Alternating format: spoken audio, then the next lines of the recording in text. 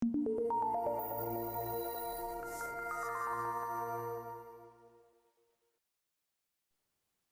right, thank you and welcome to another episode of the Jane Irrigation Training Series. I'm Richard Restuccia, Vice President of Water Management Solutions for Jane Irrigation. And today we're going to be talking about something I'm really passionate about, and that is the weather and how weather applies to successful water management and some real truths that come out of what you need to know as a building owner, a building manager, a property manager, or just a homeowner or contractor who's taking care of many of these properties. You know, we know from science that we can figure, how much water does a plant need. We can figure out how much water a plant uses in a day based on a lot of different variables. And all this information is available to us today, but really knowing what to look for and then how to use it is really the key, and how to use it becomes probably the most important factor. And we're really lucky today because helping us today to understand how to use this is Gregg Black. And I've known Gregg Black for a long time now. He's a technical sales manager at ET Water, but he's been around smart controllers really since the dawn of the smart controller technology. I think Gregg was the #3 employee at ET Water. He's been working with smart controllers and ET Water for the last 16 years. Somebody who's really seen the full impact of a product development, testing, customers using it, providing feedback. He's been here to see all that. And if you're one of the fortunate people that is able to call, and I say is able to call, really, Gregg will take anybody's call when they want to talk about smart controllers or water management. We're really lucky for that. But Gregg is this great resource for you all to use. And I hope that after the session today, you'll reach out to him. He's really great with his understanding of all this, but more importantly, he's great at helping you do what you need to do for your water management. So Gregg, welcome today. Thank you for joining us. We're really excited to talk about the 3 truths for successful water management. And just to start off, I'm kind of wondering, Gregg, where did you come up with this title? What was kind of the inspiration for putting all this together? There's so much discussion now in the market about irrigation management and smart controllers and standard controllers and weather and what's actually going on there. So if you're putting your toe in the deep end there, trying to get a sense of what steps to take, what do I do, it can get a little confusing a little quickly. So I thought about it, it really kind of just boils down to these 3 truths. So that's why I thought that it would add some value today. Yeah. Okay, great. Well, we're excited to get started. Let's see what you have.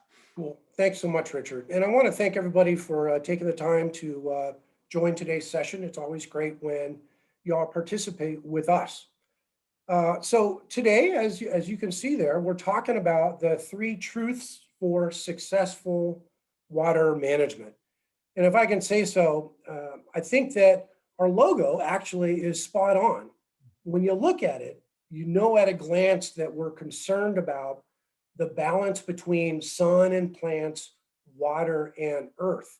So when you pay attention to these slides going forward, I'm going to say a lot of these words: sun, plants, water, earth, that kind of thing. So it ties it together really nicely. But if you're a property owner, you're thinking maybe elsewhere. You're thinking about tenancy rates and lease payments, rent payments, taxes, profit, right? And if things are going well, maybe you're getting some equity in those buildings that you're building. But there's always, sadly, the cost side of the ledger. There's maintenance that we're responsible for. So among other responsibilities, you pay for landscape care and tree care, water use, irrigation equipment, plant replacement, and chemicals. So it's not a casual thing that we're talking about when we're trying to figure out what's going on with landscape management and irrigation management. Many of these costs, however, are fixed, right? So we put your budget together, you know what you're going to be spending year over year over year. But I'll tell you, outdoor water use is difficult to manage. It's a variable cost. So takes us to our first truth, Richard. Truth number 1, different plants use water at different rates. And I will share with you, when I first got to ET Water, I had no idea that this was true. I thought a plant was a plant was a plant, right? But I promise not to turn this into a math session, but there's a calculation that tells us precisely how much water plants use, right? So don't freak out when you see this. So what this is the famous, in our business, Penman formula, and it tells us in inches how thirsty your lawn is, or your native plants, or your grapevines, or anything else that grows. This is called the evapotranspiration rate. And it's kind of the key thing in our industry to get a sense of how much water is running through your landscape. And the variables in this calculation are all related to weather, right? So solar radiation, humidity, wind speed, cloud cover, they all come together to influence what's going on in the landscape. But as you could probably guess, there's a little competition amongst the formulas. So I've got air temperature highlighted there. There's another formula, totally fine, but it's called Hargreaves. The Hargreaves formula, for example, it attempts to determine the plant water requirement using temperature only instead of all the other variables. So I'd like to gently remind everybody that using temperature alone won't necessarily provide a precise calculation. Now, it's a popular factor in our industry because the data is kind of easy to get. And frankly, Richard, it is better than nothing. But Yes. So Greg, with Hargraves, this is really the situation where normal temperature today is 70 degrees, it's 75, so give the plants a little bit more water, or normal temperature 70, it's 65 today, give them a little less. Does that kind of sum it up? yeah, that's sort of the take. But when you start using more complex and more precise equations like this one, you start getting a deeper irrigation pattern, right? So you water the plant, let it dry, water the plant more deeply.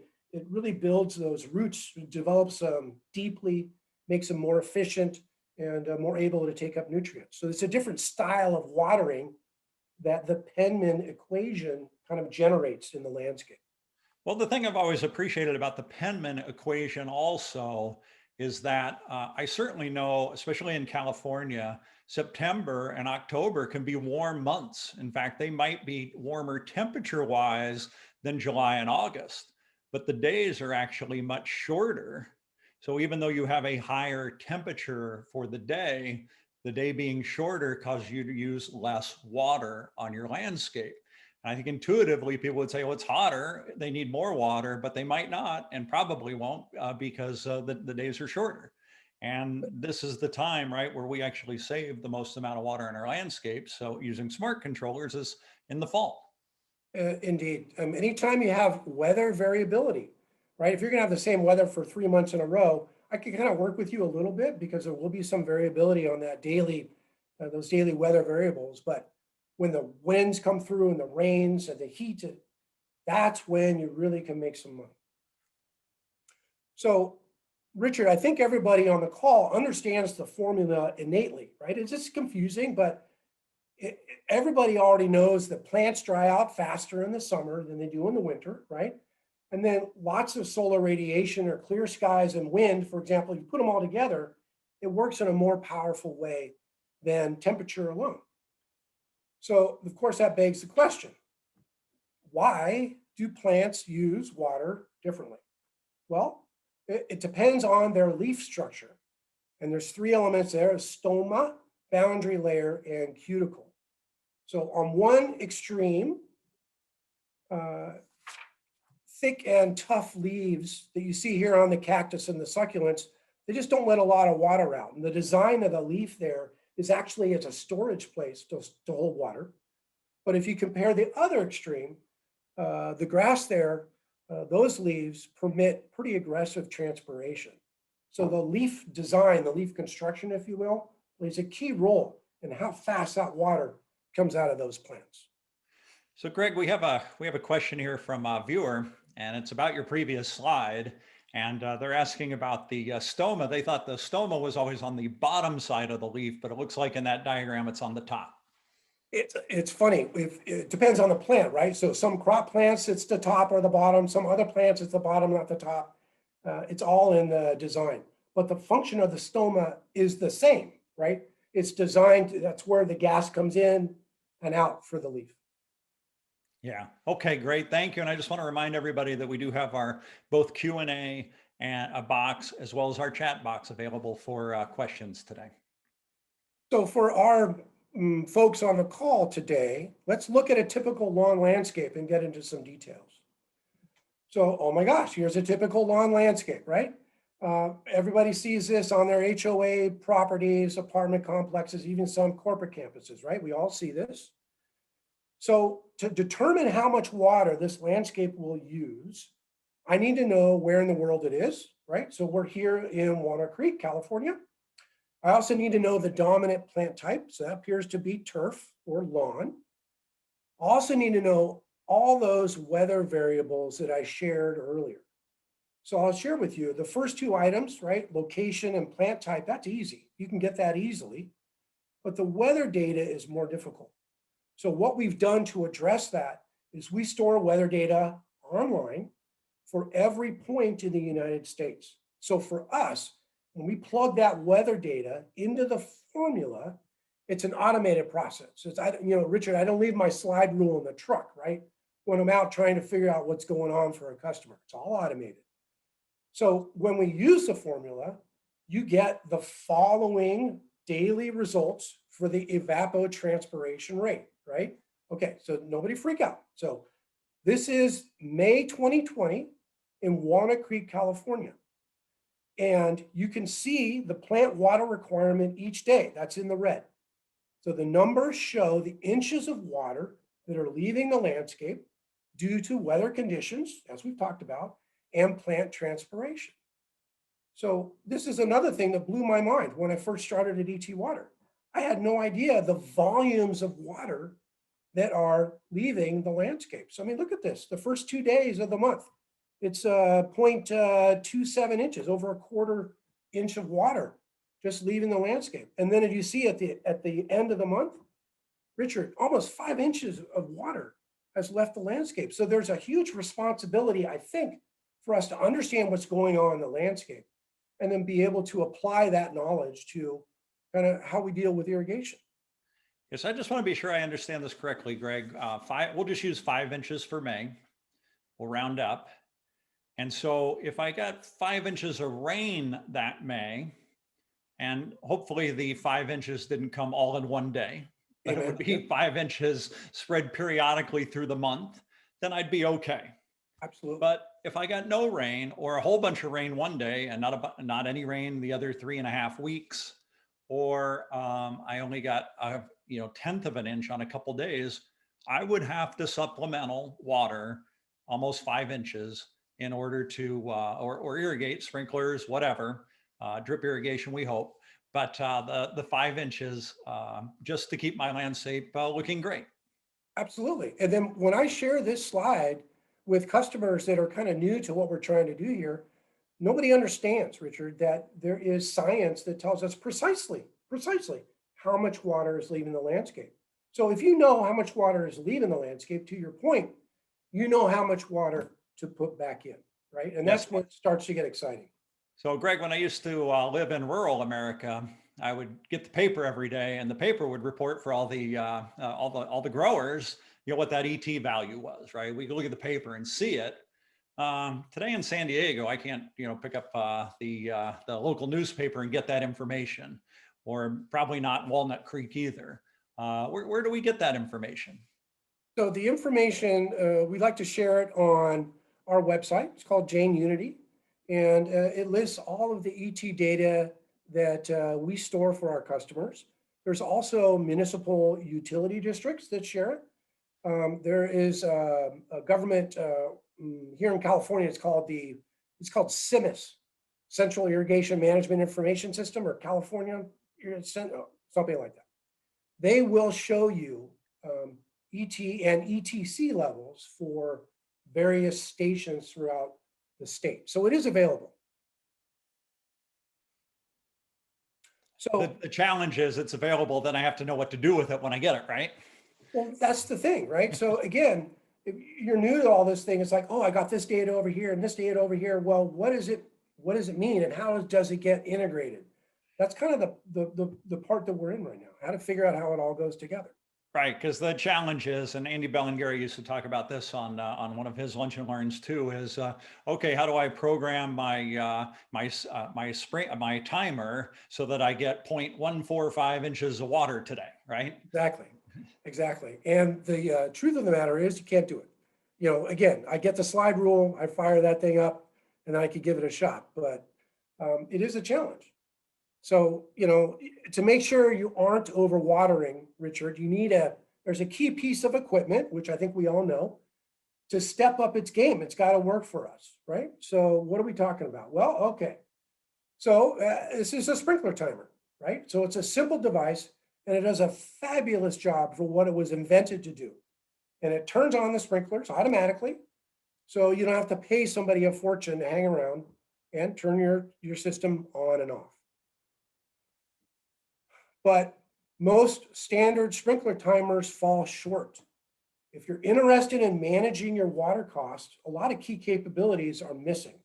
Standard timers don't know anything really about the weather, what kind of plants are growing on the property, water cost, or whether or not they're even on or operating at the right time. So that leads us, frankly, to our second truth. Truth number two, if you are using a standard sprinkler timer, you are likely overwatering. And overwatering is a huge buzzword in our industry. So it's a needless cost. So the analogy would be like sort of like you're overfilling your gas tank because you don't have a gas gauge, right? Overwatering contributes to runoff, which degrades your sidewalks and your parking lots. It promotes bugs and disease in the landscape, right? You got to put more chemicals on that stuff. And if the chemicals, Richard, don't save the plants from the bugs, you got to pay to replace them. So overwatering, we don't really want to do a lot of that. It's a problem. Yeah, it's interesting, Greg. I think intuitively, if most people see a plant not doing well, they just want to give it more water. Right, water seems to be the key to to getting a healthier plant. I did some radish judging for the county of San Diego. You're talking to fifth and sixth graders about their radishes, and I would always say, "What's your secret to getting your radish look so good?" They go, "I water it every day," and I'm like, "Ah." So it starts very young. This idea that you have to pour on a lot of water in order to get a good-looking plant. Yeah, and again, I'll just share that I had no idea when I first came to this company about how the plant scientists were able to figure out exactly how much water needed to be applied. Yeah, You because it's know, not an art, right? It's really just the science. You're just plugging in some variables.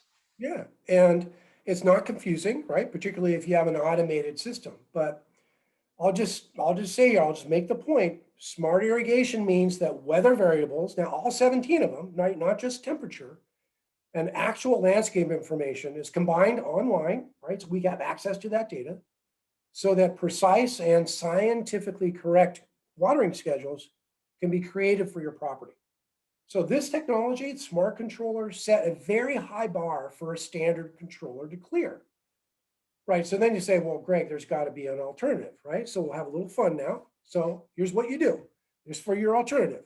You hire a meteorologist and a plant scientist for every property, and then you pay the landscape maintenance company to adjust the standard timer whenever the weather person or the plant scientist tells you a watering change is necessary, right? So a little bit of a joke, not so reasonable, I know. But the point of it is, all of this that we've been talking about so far is available in a fully automatic system. So it fills the need, right? So if folks want to get they want to experience what this is like, you can leave your slide rule in the truck. Yeah. So the third truth kind of leads us to that now. It's right there in front of our eyes, but people think of it, the third truth, as a curiosity. They're thinking, well, how much of it is there? When is it going to be here? How long is it going to stay? And so, of course, I'm talking about rainfall, but it's not rainfall sort of generally. It's rainfall in the context of this. Rainfall, in my humble opinion, is the exact same thing as money. So let me take you through that for a second, Richard. So you pay the city for water or you pay to pump it from somewhere, but either way, you're paying to get some water, right? So when the heavens grant us or favor us with this rainfall, we get clean streets, we get clean solar panels, right? Renewed reservoirs. Well, we get life and vitality for our plants for free. Again, the water and the plant balance that you see there. And I hear from my customers, what's the value of an inch of rain? Or the subtext is, why should I care? Why should I care? Well, the first thing is, it depends on the landscape area. So what's an acre? Well, I didn't know. I mean, I knew, but I didn't know. So here's a picture of an acre, right? So 1 inch of rain covering an acre, 27,166 gallons. Rain last year in Walnut Creek, almost 12 inches. And it was a dry year, by the way, usually 19 to 22 inches, something like that. So rainfall helped us 315,000 gallons of water. So the local utility charges $5.98 for every 748 gallons. So last year's rain, Richard, 2,521, right? That's a lot of money that's falling on us from the heavens. So, 316,000 gallons of water. You've got to make sure you're using that in a way that makes sense. So yeah, most of it falls. Some of it falls in the wintertime. You can store that rain. You can do other things with it. Yes, I'm thinking about this calculation, Greg, and something jumped out at me right away. As you said, it normally rains about twice that much, right? Yeah. So this year, when it only rained the 11 inches, that rainfall was worth 25.21, but I was actually shorted about 2,500 bucks, right? From the rain last year. I mean, I had to make it up somewhere. So it was actually costing me an extra 25.21 because I got half the rain. Yeah. So, again, that's another consideration that people don't think about. It's like, well, okay, it's raining, great. I'm going to stay inside. Well, it's actually dollars from the heavens falling. Let's make sure we're using that in the best way that we can. So now we've got some exposure now to the three truths, Richard. So let's tie it together a little bit. So truth number one, different plants use water at different rates. Truth number two, if you're using a standard irrigation timer, you're likely overwatering. Truth number three, rainfall is the exact same thing as money, right? So now we have that in mind, but here's what we're trying to do here in one slide. So what we're talking about, the most logical thing in the world, right? We're balancing the moisture inputs, right? So that would be irrigation and rainfall with moisture outputs, which is how much water is depleting from the landscape. And of course, your sprinkler timer plays a key role. Let's just go through it for a second. I've got my acre of lawn again. For the full year, I needed 37.29 inches of water. Remember, it was almost 5 inches in May, but we got to wrap it up for the whole year. 37 inches of water. That's a lot. There's our rainfall again. So the sprinkler timer, Richard, needs to apply the difference. 25.68 inches of water, 700,000 gallons of water, $5,577.25, right? That's what's going on. And the beauty of our system, the beauty of data and science is that it's not guesswork anymore about what needs to go on in the field. You can do this calculation on every single patch of landscape. And it's pretty exciting. Yeah. So, Greg, a couple things that I want to say about this slide. And one, I think this really does show the depth of your character. This is such a conservative number, the 5577, and I'll tell you why. One, as we mentioned, there's 11 inches of rainfall, but you don't get an inch every month. And it does, right? Sometimes you get 4 inches in a day, and that's not really usable rainfall. Correct. And I want to ask a question. Does the ET Water controllers using Jane Unity measure usable rainfall? Yeah, we thought about that, worked on it for a while. We call it effective rain. Yeah. So there's got to be enough rainfall to get into the soil and actually do something to the plants. Right. So in your calculation, you're being generous, you're being conservative, and you're saying every inch of rain was usable. That's number one. And number two, you're saying $5,500 to water to ET, which means the irrigation system that everybody would be using is 100% efficient, right? Yeah, Now, you've seen literally thousands of irrigation systems over the years. I How have. many are 100% efficient? Well, we know that number's zero. What's Well, the typical efficiency rate of the systems you see? the number, I don't know, it's a kind of a shocking number, but it's about somewhere between 50 and 70%. Yeah. So, and my guess, my experience, more at 50 than 70.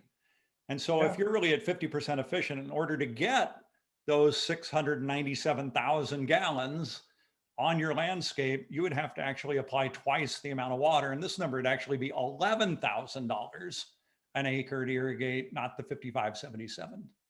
So the beauty of, so you're absolutely right, of course, right?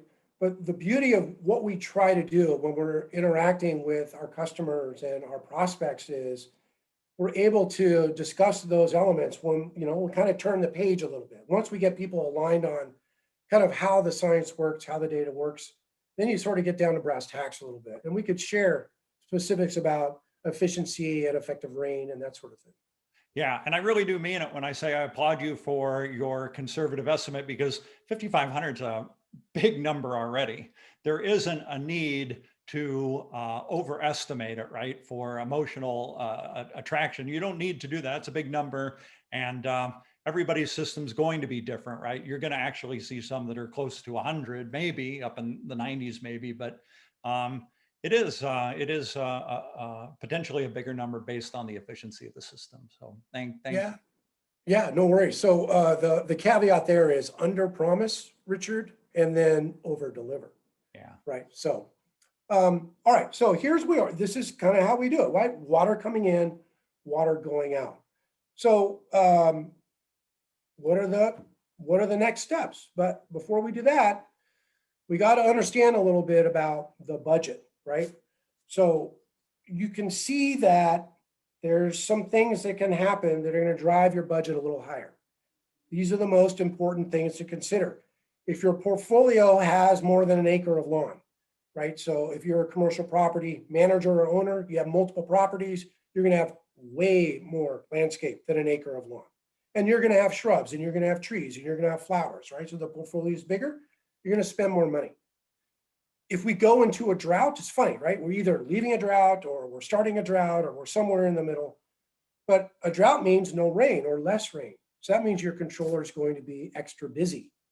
And of course, water rates increase, right? They've been increasing for years, and there's no reason to suggest they're going to stop increasing.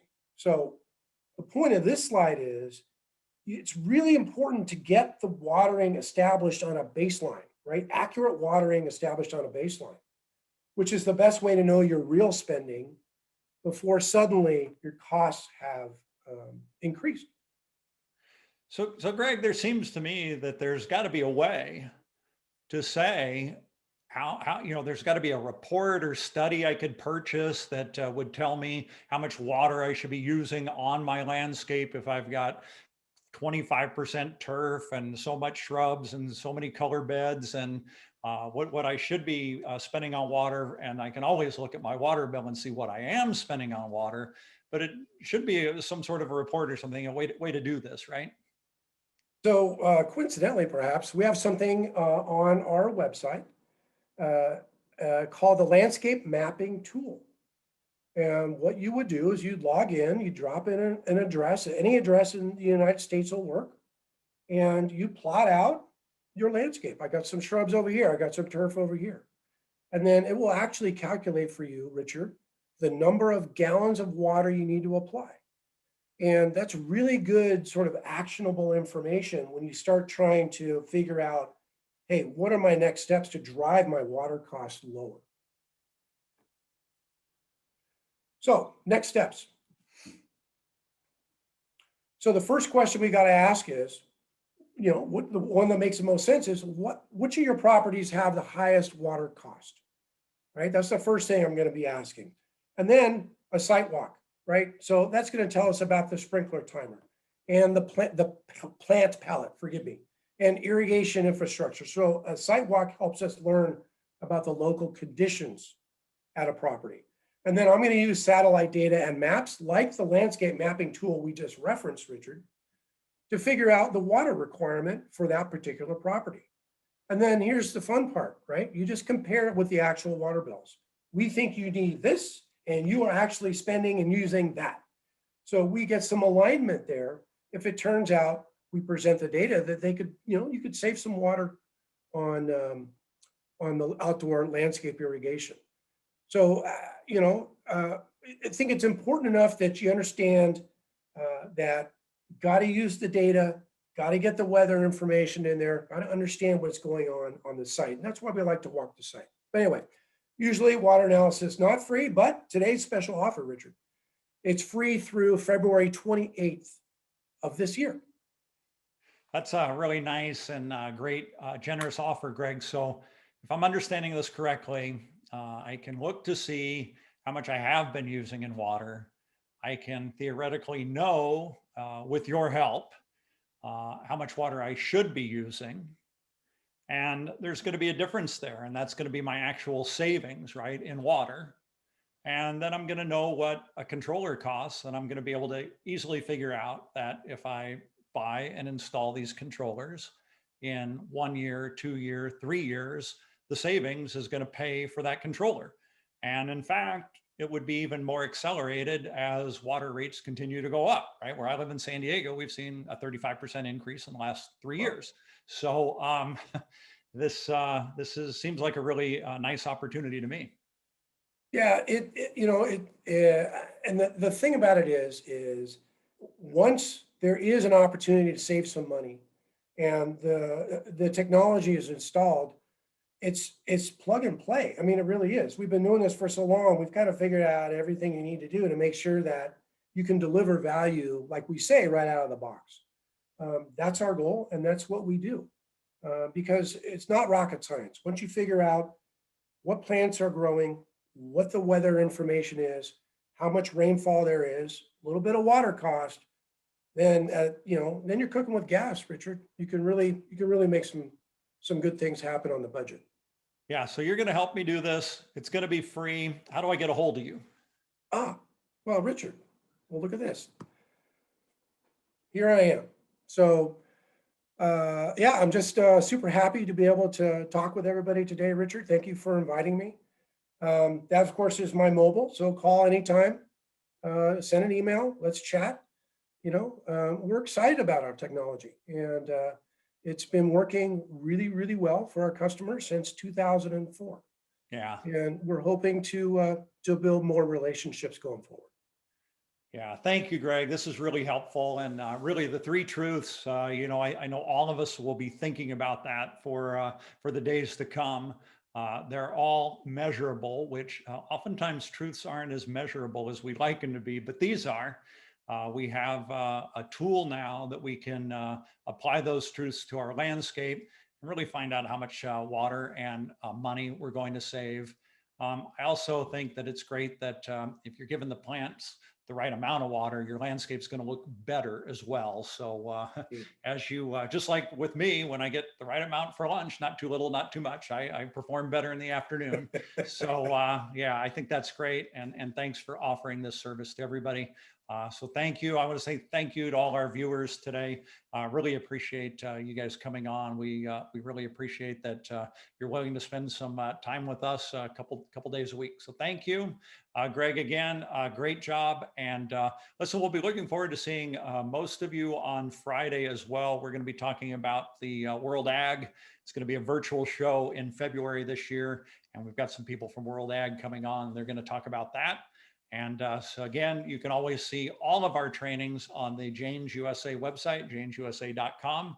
And we're also available on Spotify, Apple, and Google Podcasts. And we just learned this week that we're scoring really well on how-tos on Apple Podcasts. We're cracking that top 100 of all the podcasts out there. So that's really exciting.